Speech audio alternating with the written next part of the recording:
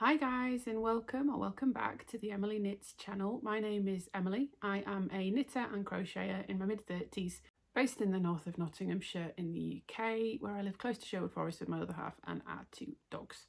Today I have a traditional format podcast for you, but we're going to talk about Yarndale, which you might be able to see a little brochure for there, because I attended that last weekend. I had a good time. I've got a couple of thoughts. I've got a couple of acquisitions to show you as well. I've got a few finished objects to talk about. We've got some whip updates, and I suppose the next thing that you're going to see from me as well. So we will jump into it. We're going to do a bit of a weird order today. So I'm going to very quickly talk about what I'm wearing. We're then going to talk about Yarndale, because one of the things that I got from Yarndale is now a finished object. So to make it make sense, we'll talk through Yarndale, we'll talk through what I got, and from there we will segue nicely into finished objects. And then we'll work on talk about whips, and we'll go from there. So grab a drink. I have a coffee as always. It is Saturday morning and it's about 10:30, so I'm on my second coffee for the day, but as always I have a coffee. Grab a drink, grab your project if you want to work on something while we talk. Before we get into it properly, just wanted to make a note of where you can find me. So you can find me in a few places. You can find me on Instagram as @Emily_knits_. All of this I'll pop on the screen and I'll pop in the description box below, but my Instagram name is the same as the channel name. I'm more than happy for you to follow me on there, message me on there, anything like that. Please feel free to reach out. You can find me on Ravelry as EmilyKnits36. Again, feel free to add me as a friend on there, message me, whatever. Bear in mind with my Ravelry, I am not very good at keeping it up to date, so there will be projects and things on there that might not make sense, or you'll have seen on here that they're long finished and they won't be updated on Ravelry, so that is not gospel, but you can find me on there. You can also contact me via email on emilyknitspodcast@gmail.com, and you can also support me on Ko-fi if you wanted to.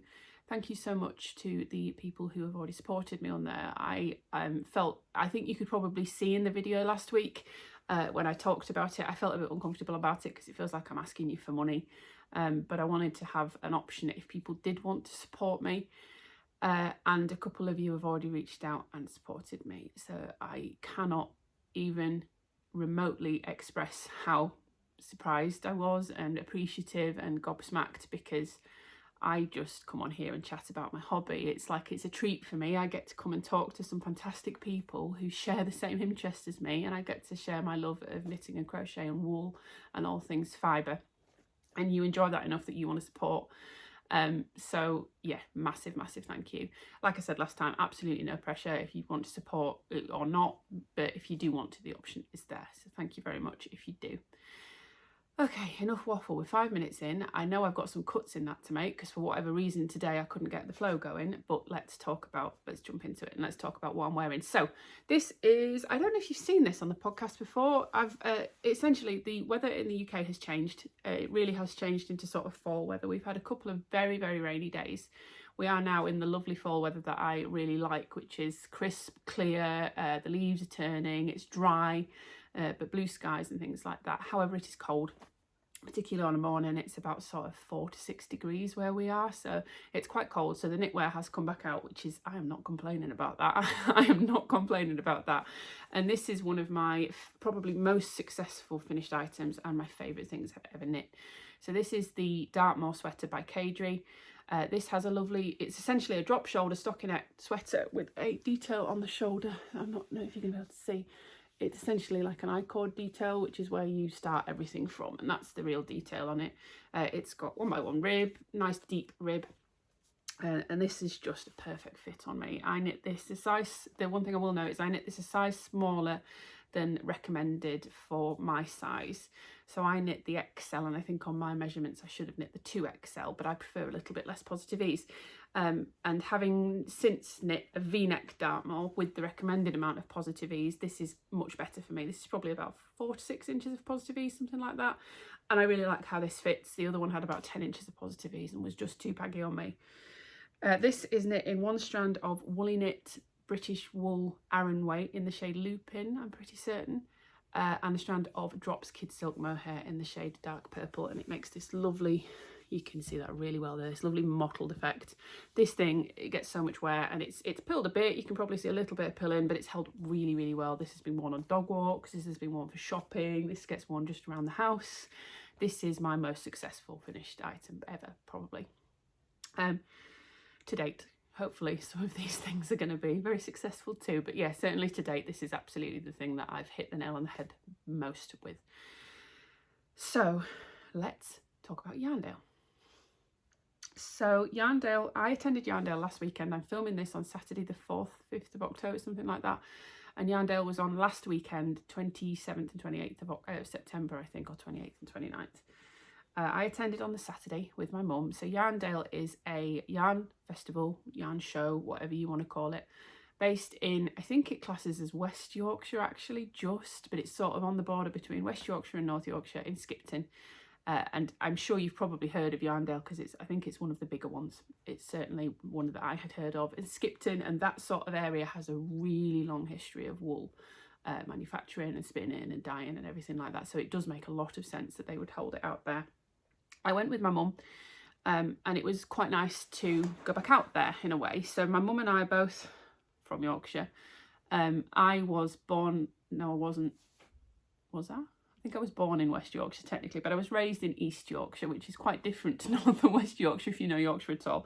East Yorkshire is very flat, as opposed to West and North, which is not. But my mum and my nana, and it was her mum and dad, are from West Yorkshire and used to live out the other side of Leeds in all the hills and everything like that. And I think my nana particularly used to love going out into sort of Skipton and things like that, because again she did enjoy knitting, although it was more of a essential for her rather than a hobby. But it was nice to go out there, and it was really lovely just to spend a day with my mum. You know, as an adult now, we don't get as much time as we would have done obviously when I was younger, and I work and I'm planning a wedding and all that sort of stuff, so we don't get to do it as much as either of us would like. But it's really nice to go, and it's nice to go with my mum because she used to knit. She did hand knit.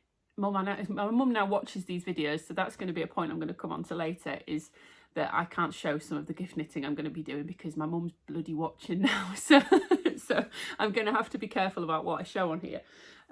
But yeah, she does, I'm sure, please tell me if I'm wrong and I'll change it, but I'm sure she used to hand knit, but she also had, I know she had a big flatbed machine, and I think that's most of the knitting that she did.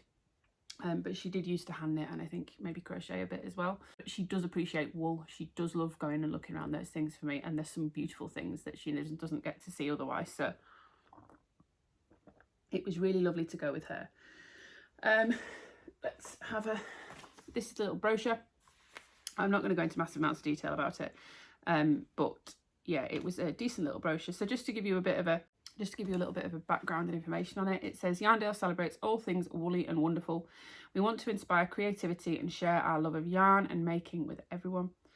One thing I was really, really gutted about is that I didn't know until I watched somebody else's podcast after the fact that West Yorkshire Spinners create a show colourway. I would have gone and got that. I love West Yorkshire Spinners sock yarn. It's one of the most hard wearing I've come across. And I didn't know, so I didn't get it, and I'm gutted. I absolutely would have, and I am going to look and see if you can get it anywhere else, or if it was just purely you can only get it at the show. If anybody's destashing, let me know, because I'd probably be interested in that. It does also say this was the 12th Yarndale. So, and I think it's held there every year. There is a thing on the back that says see you at Yarndale next year, and it's exactly the same place. So it's Skipton auction mart. I really enjoyed the show. I did have some thoughts. I sound like I'm really negative and I'm moaning. I feel like I've seen two at either end of the spectrum. So the first yarn show I ever went to was earlier in the year. My mum and I went to the Wool Monty in, I think technically Sheffield. I think it classes as Rotherham, but it's what I would know as Sheffield. And it's very much on the edge of Rotherham if it is Rotherham. And that was quite a small show. So that had about 50 vendors, I think, if I remember rightly. And most of that was mostly hand dyers, which is lovely, but it did feel a bit like you were looking at 50 stalls of the same thing. I got a skein of yarn from Mothie and the Squid that I was really excited by because I'd never seen anything like it. And then we walked around and there was about 6 different dyers doing exactly the same thing because they'd got exactly the same base from exactly the same spinners, exactly the same mills. And yeah, they were all doing the same thing. So That was the one thing about that. This was much bigger. So I think I checked before I went, and it had about 205 exhibitors or something like that. So much bigger, 4 times the size of the Wool Monty, and a really good mix of woolly wools and hand dyed and other things as well. There was people like, there was a Janie Crow stand with all the blanket kits and things like that. There was Woolly Knit was there, Uppingham yarns were there, some more commercial yarns, albeit still woolly wools. And there was a really wide range. There was a few vendors that I noticed selling kits that were things like James C. Brett and Stylecraft, so again acrylics and things like that to get there, so a really nice mix. And then obviously, with it being an auction mart and with it being celebrating wool, there were live animals there and things like that. One thing I should have said, and I meant to put this in at the very beginning, is that I was a terrible YouTuber and I was so excited by being there and the size of it that I completely forgot to take any footage during the day. So I have no footage except for I think one clip when I got there that I took to show my other half, but it's probably not very good and it's probably not going to go in. And I think I probably have 1 or 2 pictures, but that's why I'm not doing a proper vlog. I'm just going to talk about it fairly quickly. The couple of things that I noted that I thought were considerations, I guess. One of them was just that it was so big, which was great, but I feel like I would have planned better. Knowing that, I would have planned better, and I would have maybe got there a bit earlier and had a bit more time to look around before we had to then go and try and find some food, because there ended up being a couple of things that I wanted to see that I completely forgot about because I got overwhelmed by how much stuff was there, entirely in a good way, but also like there's so much that I kept thinking, oh, I want to go back to that, but then there'd be 20 other things I'd see between then. I'd forget that I wanted to go back to it. So I really wanted to go and see Troublemaker Designs, who does some fantastic stitch markers and 3D printed yarn bowls and things like that, and I really wanted to go and see her stall. And I also wanted to go and see the little grey girl, who I'd had some chat with about doing a sample for. That never came to fruition, which is absolutely fine. But she'd said it was her first Yarndale, and I'd said I would go and say hi because it would have been nice to have a sort of semi-friendly face, and I completely forgot that I'd said I'd go do that, and I completely forgot to go and look at her stall. I didn't remember until we were already on the way home. I also, when I got back and properly looked at the brochure, noticed that John Arbon was there, and I would have loved to have gone and seen that yarn in person. I have a skein of John Arbon in stash, but they're apple door colourways and stuff. The way that they spin is really interesting, and I would have loved to have gone and seen some of those colours in person, and I didn't realise they were there because I hadn't seen. The other couple of things that we mentioned, that my mum and I both commented on, one thing to mention actually is that it's not hugely accessible in terms of any sort of requirements for wheelchairs, things like that. I know I'd heard somebody say, and I think it was Mima Makes, it said she's been multiple times and she won't go again because she sometimes has to use a wheelchair for mobility. And I think last year she'd said she got stuck and she had to be pulled out. So because it's an auction mart, there are big gutters in the floor. And she got stuck in one of those in a wheelchair and she had to be helped out, which is just not what you want at all. And also, my mum and I are both quite clumsy people. We're very, I'm covered in bruises and marks and things like that. I am very clumsy, and I get it from my mum. I get it from my mum. So we were both watching out for each other, I think, and trying to make sure we didn't trip on anything. We didn't, because they were uneven floors, these gutters. In some places there were like metal sheets put over the gutters to make them a bit safer, but not everywhere. So you again had to make sure you didn't topple off of those. So that's worth noting. The other couple of things we both mentioned were the food. So I've heard somebody else say this. We ended up not getting food there. The selection was fairly good. I know when we went to the Wool Monty, there was basically one provision for food, and it was the food there at the site, and it smelt like school dinners, I'll be honest. It looked like a school canteen, and we didn't fancy that. So we didn't do that. We left and we went and got somewhere else. This had more provision, but I feel like for the amount of people that must have been attending what was a very large festival, there wasn't really enough provision. So there was I think there was a cafe in the actual venue itself, which was all in the main auction hall. I think I heard somebody say there was something outside as well, just a little cafe store where you could go and get teas and coffees, and maybe that's what I'm thinking of when I think there was a cafe inside. Maybe that was outside. And that's not, it was a lovely day, it was lovely weather. And once you'd got a wristband, you could go in and out as you pleased. So that's not particularly an issue that it's outside. But inside, off the main hall, there was a sort of separate room that you went into that had all of the food and everything in it. And there were 3 separate stalls in there, 3 separate food trucks that had come in. I think it was Thai street food, crepes, and what looked like jacket potatoes, sandwiches, cakes, that kind of thing. 3 is not bad, and that's a fairly decent range. For most requirements and tastes, you're going to be able to find something there that you could eat. The problem was that there was very little seating. There was very little seating. There was loads in the actual event. I think they called it making space, and it's, you know, you could go and sit and make, or you could make space for yourself. And there was loads of seating in those, like little unused pens and things that you could go and sit in. And we did a couple of times, and quite a lot of people were in there eating picnics that they brought.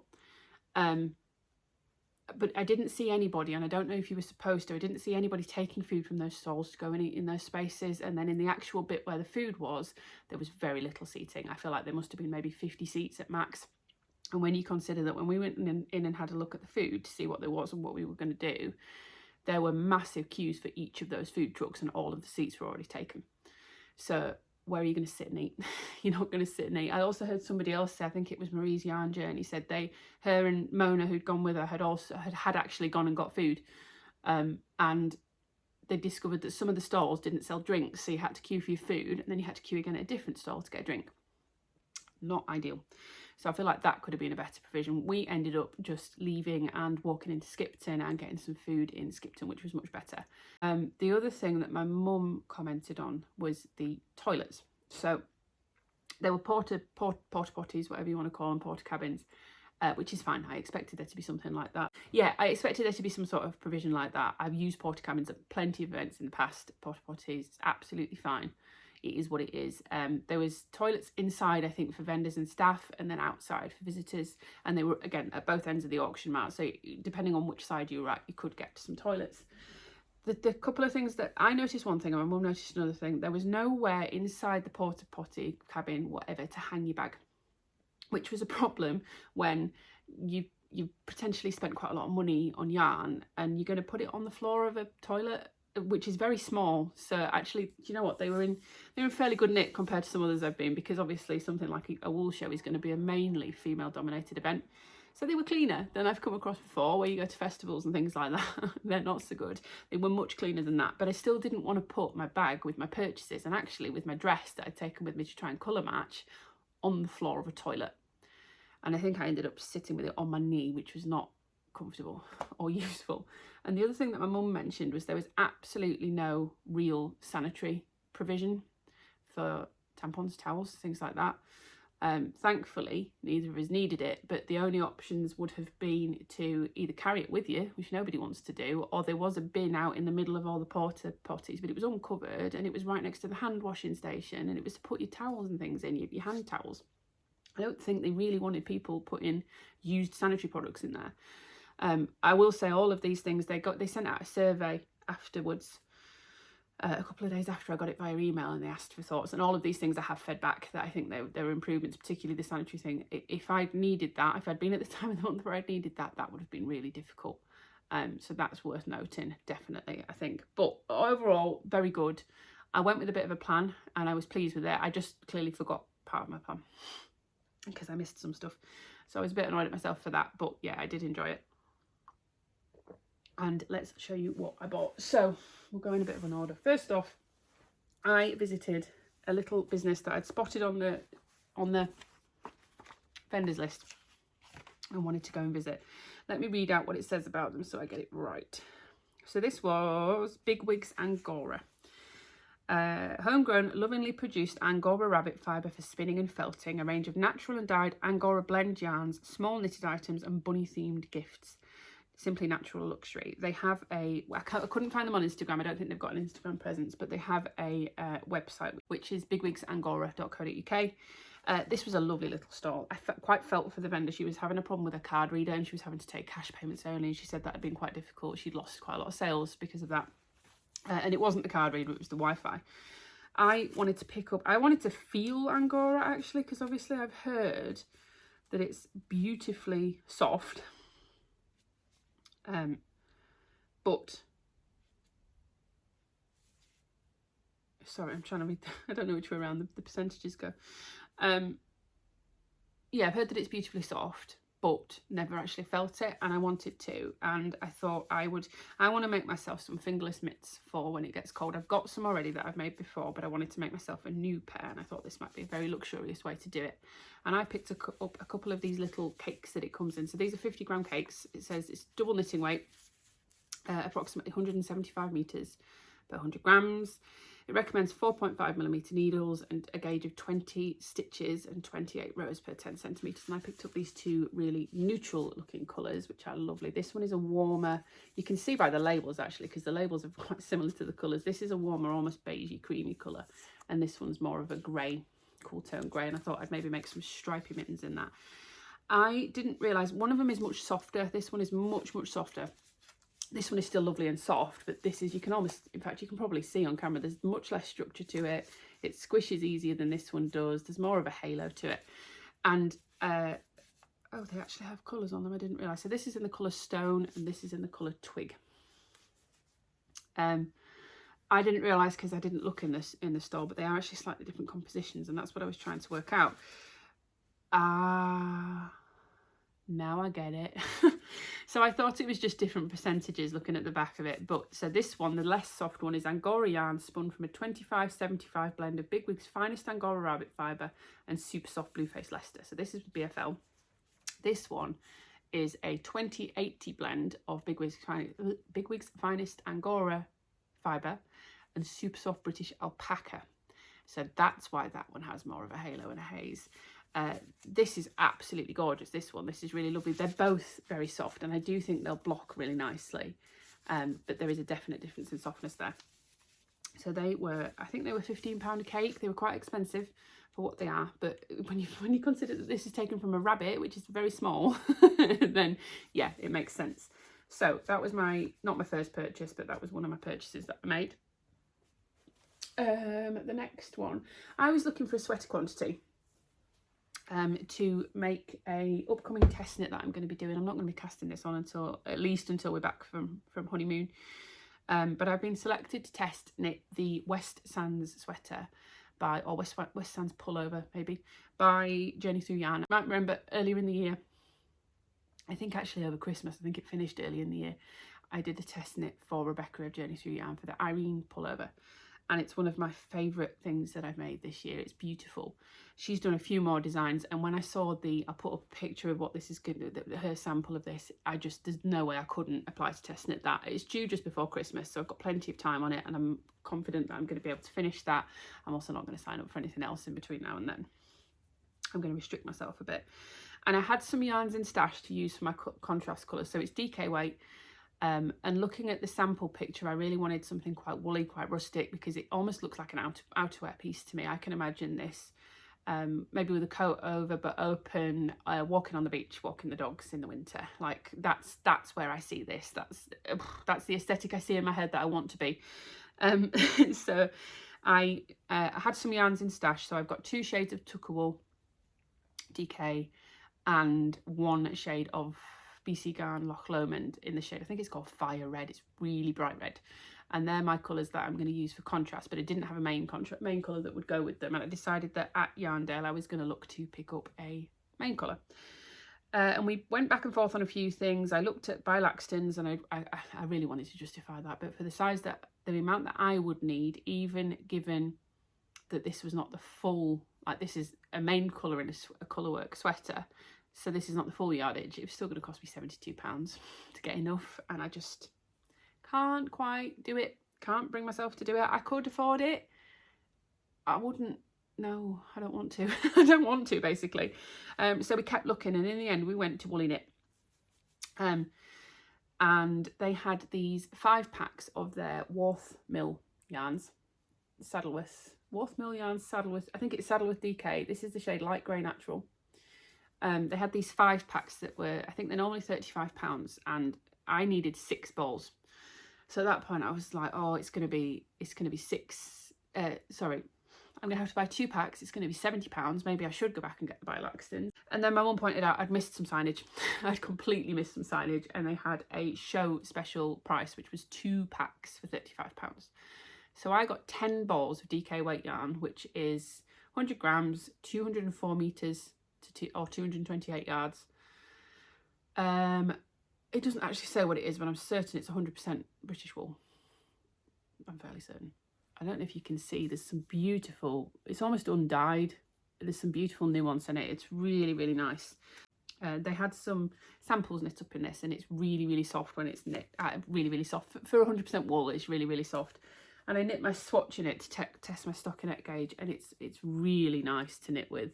You can see the stitch definition there. It's beautiful. I'm pretty certain this was on 4.5mm needles, was it? Might have been on 4. I need to double check. I think it's on 4mm needles, and I'm bang on for gauge for what I need. So yeah, this is going to be, it's just, the swatch is beautiful, really beautiful. So I know that was obviously a show special price, but I know if you sign up to Woolly Knits newsletters, I'm sure I've seen before the same offer, 10 balls for £35, and they do a really nice range of colours. So I would recommend that, and keep an eye out for it if you're looking to enhance your stash, maybe with a sweater quantity and then some. Let's be honest, because you're getting 1,000 grams, a kilogram of yarn, and at 204 meters per 100 grams, you're getting 2,000 meters of yarn for £35. 100% British wool yarn as well. That's really nice. Very pleased with that. And it's exactly the kind of colour I was looking for. I was looking for sort of like a greyish, beige, neutral. I didn't want anything too harsh, anything that was going to be too low contrast with the particularly with the tuku wools that I've got. There's one of them, like a beigey colour. It's quite similar to that actually. It's a bit darker than that, but they still have a nice contrast. And yeah, very excited to be casting that on. Now I've swatched, I really want to cast it on, but I'm not going to for a bit. So I was very pleased with that. And then this one, I don't think my dad watches. I know my dad now is fully aware. He's subscribed to my channel, but I don't think he watches, because this would be so out of his area of interest, I think. The only reason he would watch would be because his daughter does it. But I'm going to show this. Do you know what, Dad? If you don't want to see what you're going to get for Christmas, don't look. Just wait for a couple of minutes and then come back. But I don't honestly think he's going to be looking. And my mum knows about this because my mum helped me pick this. So I've said before, I've made my dad a hat before, a crochet hat. And the first thing he said was, it's got holes in it. And he's right, it does, it does. But I wanted to make him another hat, and I wanted to make him a knitted hat for Christmas. I made him that crochet hat probably about 3-4 years ago now. So my skills have improved. I can knit now because I couldn't then. And I want to make him a hat that I think he will wear a lot more. And I wanted to make him a Musselburgh particularly. The hat that I can picture him, or the two hats that I can picture him wearing the most, are commercial beanies, and they are that almost Musselburgh kind of look. So I wanted to make him a Musselburgh. So I wanted to pick up one skein of yarn to make him that with, because I don't really have anything in stash that's the right kind of colours for him. So I picked up this one from Féth Fibres, which is beautiful. It's mostly blues, and you can see there's some dark navy, but you can see there's some purples, there's some greens and lighter blues, some sort of teal at the top there. It's beautiful. It's very, very soft. It's not too soft. So they had a really nice one that I think had maybe some alpaca in or something like that. And my dad doesn't like super soft or fluffy things. He likes a little bit more rustic and toothy. He prefers, yeah, he doesn't want fluffy. If I'm knitting something with mohair, he'd never touch it. Alpaca would probably be the same. So this is a 70% super 70% superwash blue face Leicester, 20% silk and 10% cashmere, fingering weight yarn, 400 meters per 100 grams. And this is the colourway Miri Dancers. I think all of her, this is Féth Fibres, and I think all of her colourways for Féth Fibres are named after myths and legends and things like that. I got one from them before named Black Shuck, which is, I think it's supposed to be a big black dog, sort of myths and things like that. Yeah, hand-dyed yarn inspired by myths, legends and history of the British Isles and beyond. The reason I say under the Féth Fibres is because I'm sure she also does felt fusion, or fruitful fusion. I think it's felt fusion, which are different sort of names of colourways, different bases and different sort of very different feel. These tend to be more sort of muted, earthy, jewelry tones almost, and the others tend to be a bit brighter felt fusion. But that, I'm very excited to work with this. This is beautiful. Both times I've been to yarn shows, I've come away with a couple of skeins from Féth Fibres, so maybe there's a thing there that I should keep an eye on them a bit more because they're really beautiful. Is that it? Yeah. And then the last thing I'm going to talk about that I've not knit up yet is from Blue Fern Yarns. So we went to, one of the reasons I wanted to go to Yarndale, or one of the excuses I had for going to Yarndale basically, was I knew that Shannon of Blue Fern Yarns was going to have my sample that I'd made there. The sprout, which I finished and showed everything finished in the last object, which I'd finished for the last podcast and showed pictures and everything of having finished. And I wanted to go and say hello and see my sample, so we did, and I saw it there and it was lovely. I wanted to say hello to Shannon as well because she's been absolutely fab. She was lovely to sample knit for, and then she helped me pick some colours for my store credit yarn that I got for that sample. She helped me pick some colours to make a gift for somebody that I'm not going to talk about because now she watches the bloody podcast. Ruining everything, Mum. So yeah, I've got that to be working on at some point, but I'm not going to show that on here because it would ruin a Christmas present, unfortunately. So I did, and I went and said hello to Shannon, and just, she's such a wonderful person. The passion that she has for her yarns and her business shows massively. Her partner was also there, and he was lovely as well. But it was a busy stall. It was a busy stall. And she was more than happy to take time to stop and to chat to me and to help me pick some colours and to talk to me and to tell me that she'd been watching the podcast. And she just wonderfully warm person who clearly understands, well, knows her business inside and out, is excellent with colours, and is clearly very, very passionate about it and also about helping her customers. So yeah, cannot highly enough recommend, even if you go and buy some notions from her, go and buy something from her because she's just a wonderful person. And I've been eyeing up some of her Halloween colourways that she had. So I picked up a skein of Fright Night, which is one of her Halloween colourways for this year. It's beautiful yellows and blacks and burgundy, deep pinky purple reds. It's absolutely gorgeous. This is on her classic sock base, which is 75% superwash merino, 25% nylon. And it's 425 metres per 100 grams. She also had this on a yak base, which is obviously, as yak tends to be a bit more muted. And the base, I love the base on that because that's what I sampled it in, but I wanted the bright colours, so I went with this one. This is either going to be some socks or a hat for Christian, but I really like that. I really love those colours. And then she helped me pick some colours. So I took my dress with me to Yarndale, like I mentioned. This was an idea that my mum had. We both realised, sort of belated, that I am getting married. So when I'm talking about my dress, those of you that haven't watched before, I'm knitting my own wedding dress. I get married in a week and a bit from when I'm filming this. It is not long. The dress is now thankfully pretty much finished. We're going to talk about that. And I've been working on the Melides dress by Inês Olivera of Vertknit to make for that. And it's essentially a sleeveless summer dress knitting Frolic pure silk, and belatedly realised that actually it might be bloody cold in October when I get married, and I don't want to be standing there absolutely freezing, particularly during pictures and things like that. So we both thought maybe we should try and find something to sort of complement it. And we both also sort of thought, I know most of Yarndale and stuff like that is kits and yarns and things like that, but some people do sell things, finished items.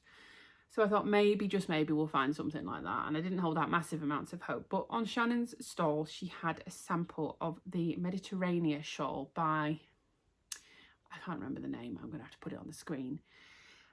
Which is a crochet shawl. The pattern is entirely in Polish. I don't speak Polish, just to clarify.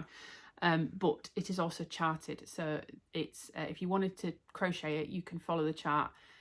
And basically, yeah, my mum said, is that knit or crochet? And then could you finish that in 2 weeks? Turns out the answer to that is yes. The sample that Shannon had, I wish I'd taken some pictures, but it was all in blues and creams and it was absolutely stunning. And that obviously, it's almost like a wave pattern. And that's what it lends itself to. But she helped me pick some colours to make one for myself to go with my dress. So I pulled out the dress and she helped me pick some colours for this, which I'm going to show in a minute because it's my first finished object. But I'll put on the screen the yarns that she helped me pick. So we got 3 skeins of her classic sock again. They're all in a classic sock. The lightest is a spiced latte.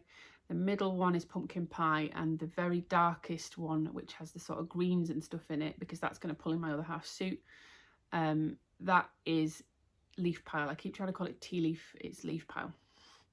And she helped pick those, and the inspiration came from her sample, so I cannot at all thank her enough. But yeah, with that, so I've got, obviously the shawl is now my finished object, so we're going to talk about that in a minute. I've got a bit of each of these left, and I think I'm probably going to make something maybe for my mum with them. One of them has unravelled itself in the middle a little bit, so I'm just going to sort of hold that up as it is. I have probably about 50 grams of the first colour, which is not pumpkin spice latte, it's not at all, it's spice latte. This is the one that's unwound itself, which was pumpkin pie, and then leaf pile. So not much.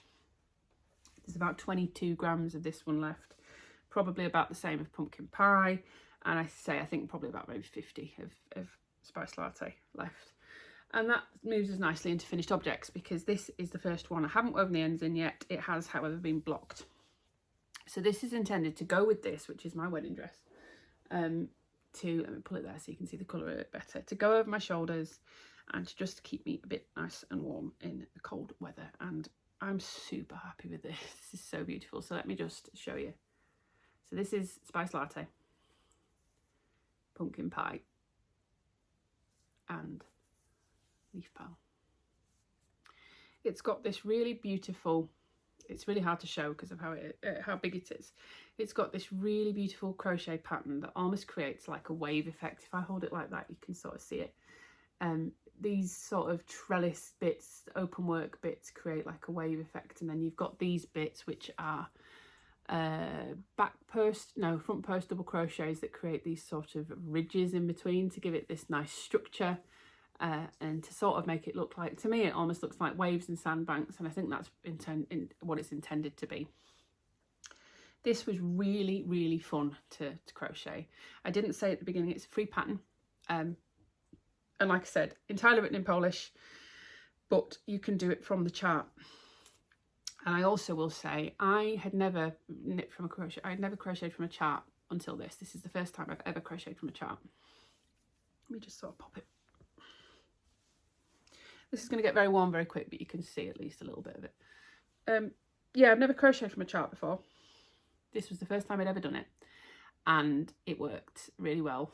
So even if you haven't, there's some really good videos on YouTube. I just googled reading crochet charts. There were some really good videos, and once I'd worked out what the symbols meant, I was able to just whiz away on this. I got the yarn from Yarndale on Saturday.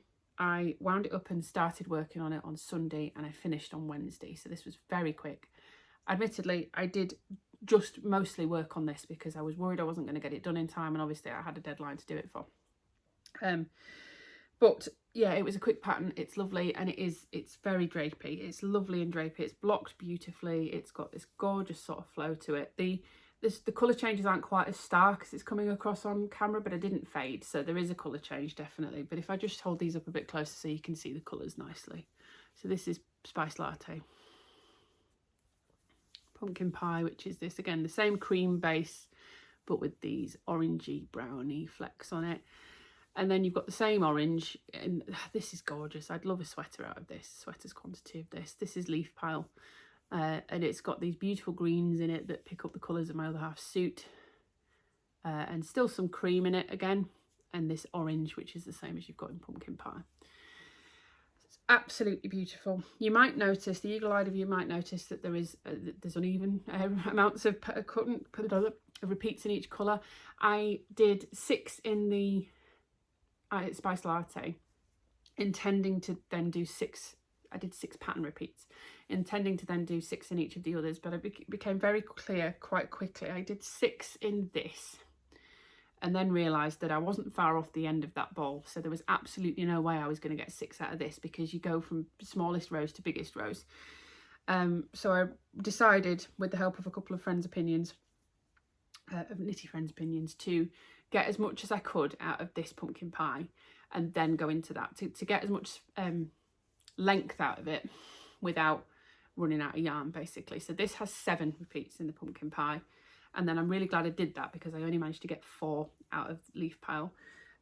Essentially what I did was, when I got to the last repeat, I weighed what I had left, and I think I had like 54 grams, and then I got to the end of the next repeat and I only had 22 grams left, so there was no way I had enough for another repeat out of that.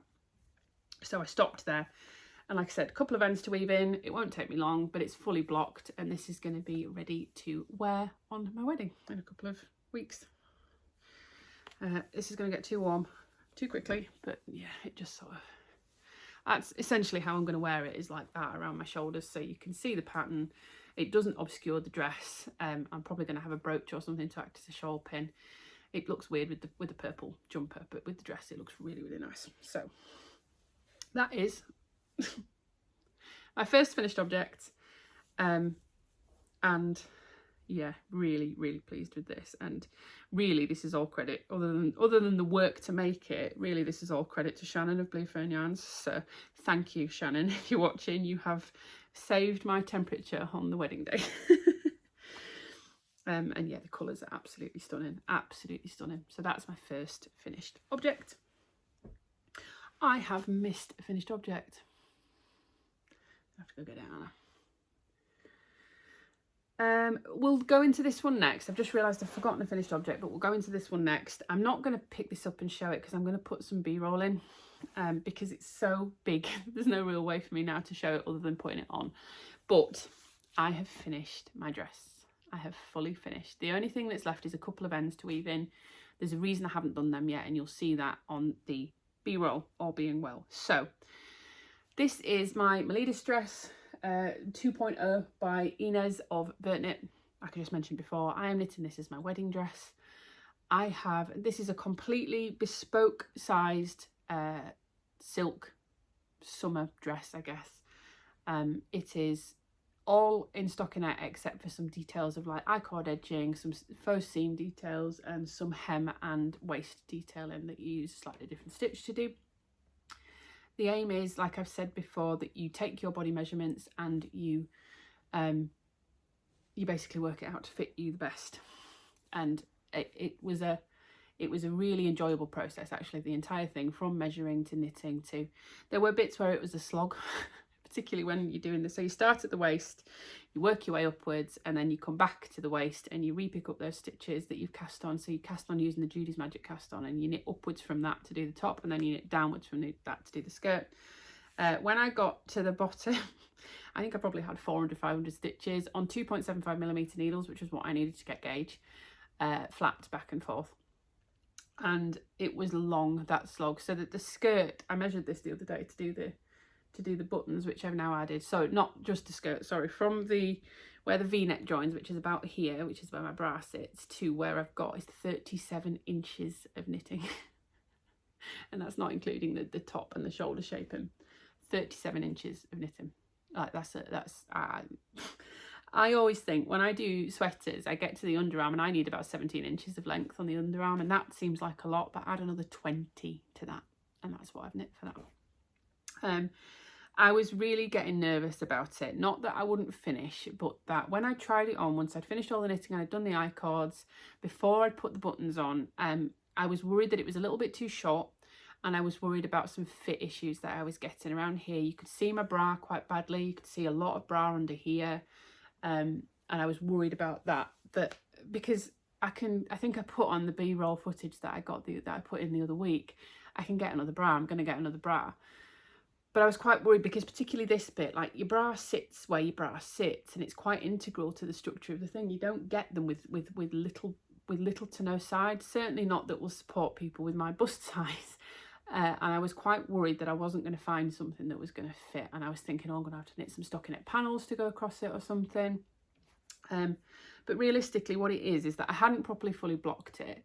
And I was holding it, because it had no buttons on, I'm holding it together. So it's not sitting how it's going to do. And once I'd finished it and put the buttons on and I tried it on, I almost cried.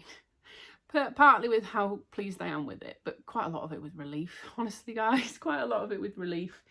You can't really see my bra at the top anymore. You can see it very slightly under the sleeves, and the fit is perfect everywhere else. I'm so pleased with it. I'm so pleased with it. So yeah, the relief. And all of this was to talk about the ends that I haven't woven in. The reason I haven't woven them in yet is because she recommends, you can see in the B-roll, hopefully, I've got a bit of gap in around here as well. And she recommends if you get in that you go back and you knit your I-cord smaller on a smaller needle so that it pulls it in a bit. And I would do that, except I'm getting that little bit of bra showing. So what I'm going to do is essentially use a bit of a sewing technique to cover that up. So I'm not going to take that bit of extra fabric out. I'm going to use that bit of excess fabric essentially to seam it together almost like a dart, to close it up a little bit and to give a little bit more height at the top, so it just covers the top of that bra. The reason I haven't done that yet is because I mentioned I'm filming this on Saturday morning. This afternoon, after I filmed this, we're going shopping, or I'm going shopping. My other half's coming with me, with the sole purpose, for me particularly, of finding a bra that fits under this nicely. I need a new bra anyway. This is old and knackered, so I don't want to be wearing an old knackered bra on my wedding day. I want to feel comfortable and supported, and like I've got everything that I need. And I'm going to do that final stitching once I've got the underwear on that I'm going to wear, and I can see how much I need to take in and things like that. So by the time, hopefully, by the time you see the B-roll, I'll be filming that after I've got a bra. So all being well, you will see the B-roll with the correct bra. And I might have done that seaming up, but I might not. I cannot recommend highly enough this pattern, and Inês as a designer. It's been a fantastic test knit. She's been incredible. The test knit group has been incredible as well. And the pattern is just, I said this at the beginning when I said, oh, this has been my most successful knit, I said to date. And the reason I added that is because this is going to be my most successful successful knit. And it needs to be really given the thing I'm using it for. But it is unlike anything I've ever made. It is so good. It's beautiful. I'm going to feel perfect in it on the day. It's exactly what I wanted. It couldn't have come out nicer. There's nothing I'd do differently. I'm just so pleased with it. I'm so pleased with it. So yeah, I cannot highly enough recommend Inês, her designs, and this pattern.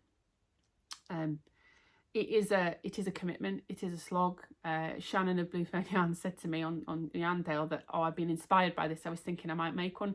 And I honestly don't know whether I can recommend making one for yourself or not, because I know for me, if I didn't have this deadline, I wouldn't have finished that. It would have gone in time out, because I'd have been fed up of knitting flat back and forth, and I'd have been frustrated with it.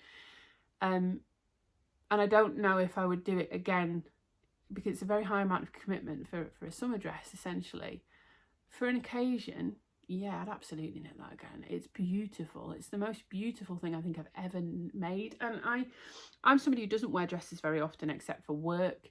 I've never been somebody who, like, I didn't feel stunning in my prom dress. I'm not that kind of person. I have a weird body shape. I'm tall. I have length in a weird place. I have length in this bit of my torso, and I'm not small. We've said on every podcast I'm a plus size knitter. So it's not easy to get dresses to fit me, and it certainly isn't easy to get dresses to make me feel fantastic about myself, and that does effortlessly. So I cannot recommend it highly enough in that aspect. Just be aware that it is a commitment. I have been working on that, I think, since May. And my other half and I were joking about, oh, well, it's not your longest standing project, is it? Because there's that blanket that you once made for me that took you 3 years, and it did. But it went in hibernation for about 2.5 of those years. So the actual active working time was not that much. This I've been working on since May, and I've been working on, with some gaps of maybe like a week here and there, I've been working on this constantly. So it is a commitment. It is a commitment. I haven't fully yet worked out exactly how much yarn I've used. I think I bought 14 balls and I had 5 left over, which is interesting because so Inês in the pattern has a formula in there to help you work out how many balls you should need if you're using this in Follows Pure Silk. I followed that, and then I was worried because I was adding length and because of everything like that, and because of the nature of when I'm knitting it for, I was really worried that either I would not have enough and I'd go and have to buy some more, but that then I also might find that that's a different dye lot and have a problem. So I overbought. I intentionally overbought, and I'm pretty certain the calculations said I needed 9 balls. How many have I got left? 5, and I bought 14. So the calculation was completely on the money for exactly how many I needed. I've got extra. We're going to talk about some of it here because I'm making something extra with it, and there's another thing that I'm going to make with it, very small thing, but to go in the wedding and to sort of pull the colours in. But yeah, the cost, obviously it's not cheap, but it's a dress and it's a wedding dress, so it's not budget like I would normally do, but it is still drastically cheaper than I would have normally spent on a wedding dress. I think it actually came in at under £100. Obviously if you include the time it's taken me to knit it, if you were to pay me minimum wage for that, it's very expensive. but I haven't done it for money. I've done it because I really wanted to do this for my wedding. So very pleased with it, very pleased with it. And the next time you see that will hopefully be some pictures from the day, which is super exciting, and I'm very pleased with how it's turned out. I do have another finished object, but we're almost at an hour already. So I think rather than going and getting it, I'm going to talk about it and I'm going to put some pictures in. So last time I was test knitting I said this wrong last time because I've now heard Hannah say it, the Féth shawl for Hannah of Herbgarden Knitwear. This was a super fun test. I think I wasn't far off finishing it when we spoke last. I finished it probably about 2 days after we'd filmed, and it is now released. It was released yesterday on Friday the 4th of Friday the 4th of October. Is today the 5th? Yeah, today's the 5th. So it was released yesterday on Friday the 4th of October. And I would very highly recommend this pattern. It was super fun to knit. It was a good combination of, it was almost mindless because it's rib, but then it's got these cable details in there, eyelet and cable details that are simple. They're not super complicated cables. You can knit them without a cable needle if you need to. So you've got some mindful bits, and then the majority of it is mindless, and it was lovely. So her pattern recommended a fingering weight and a mohair to make a DK weight yarn, and that I think would also be lovely. I did mine in a single strand of DK, and I used the Shawl Zauberwolle in, I can't remember the shade. I'll have to put the colour details and everything on screen.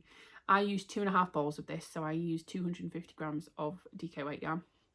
I think technically it's classed as a sport weight, but I got gauged perfectly. It's a very lofty, plump sport weight if it is. I got gauged perfectly on 4.5mm needles, and this has got a lot of wear already.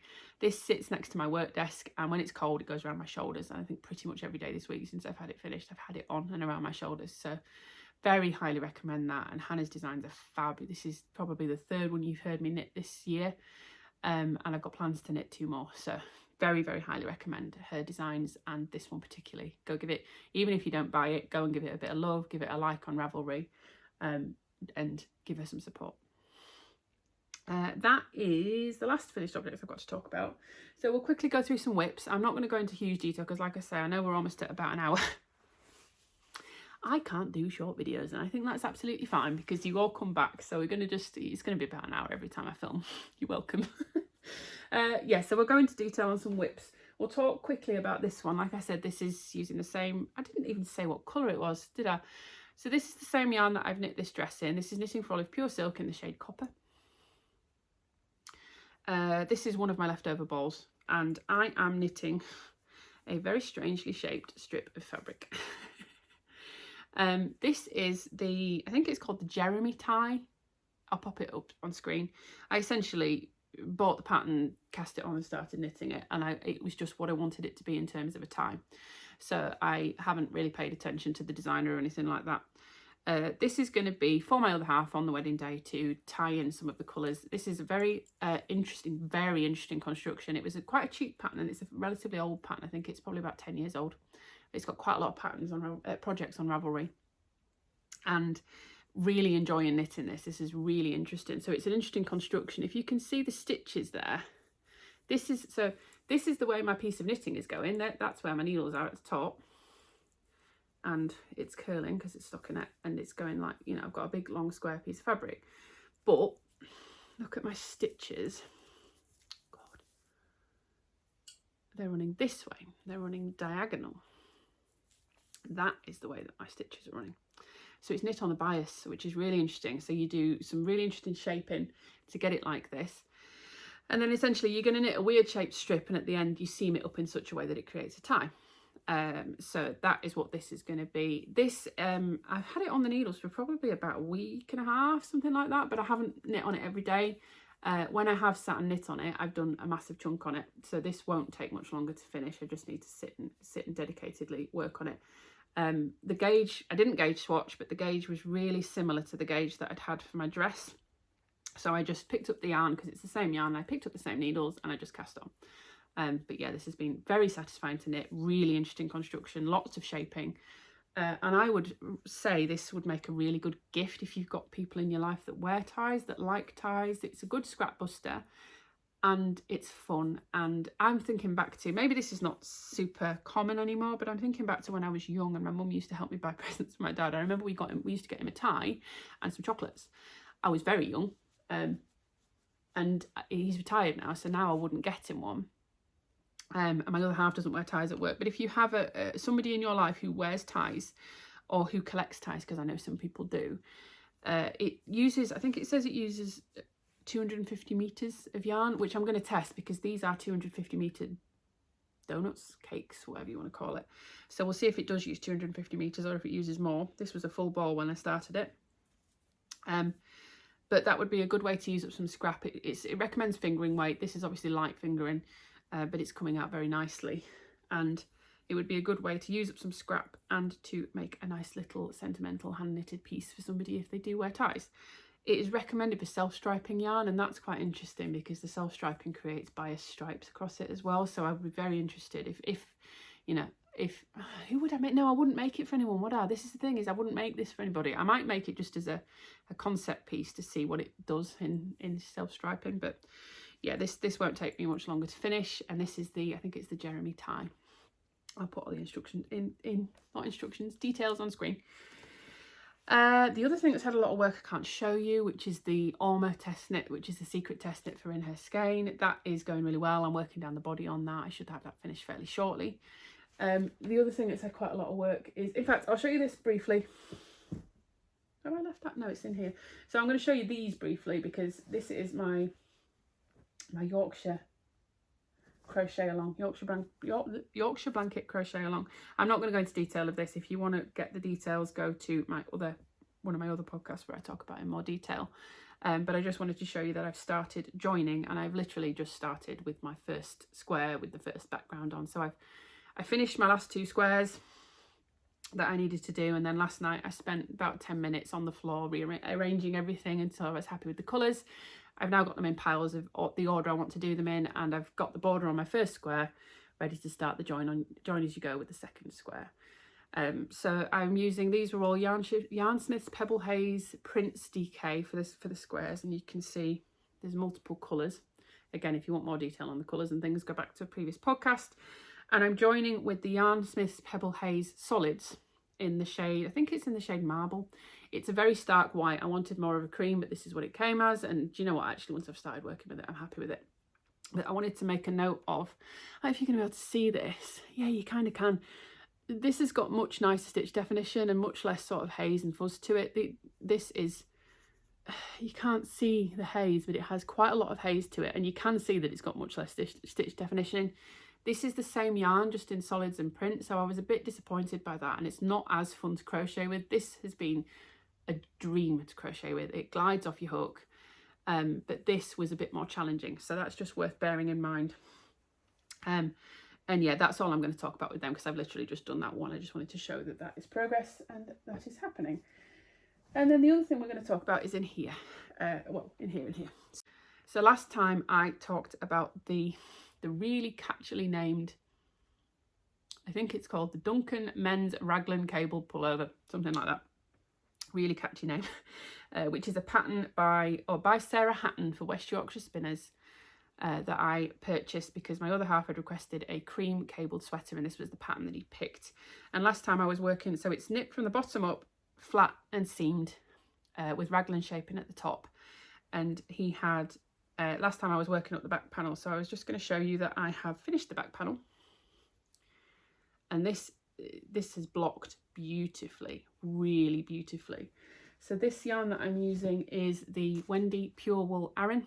It comes in these big 200-gram balls for about £7.50 to £8.99 a ball. I think I got it for about £7.50 if you shop around. This is in the shade Stag, and per 200 grams, it's 100% British wool. And it yeah, you get 294 meters in a 200-gram ball. It's quite rustic, it's quite hard to work with in many ways, but when I blocked this, it's not like, don't get me wrong, it's not super soft. It's still got a very much a toothiness to it, but it blocked really nicely. You can see the sort of evenness and the stitch definition there, and almost a bit of drape that it's got. So very pleased with how this blocked.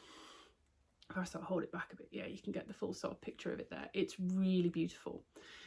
This is very much I would not call this a beginner pattern.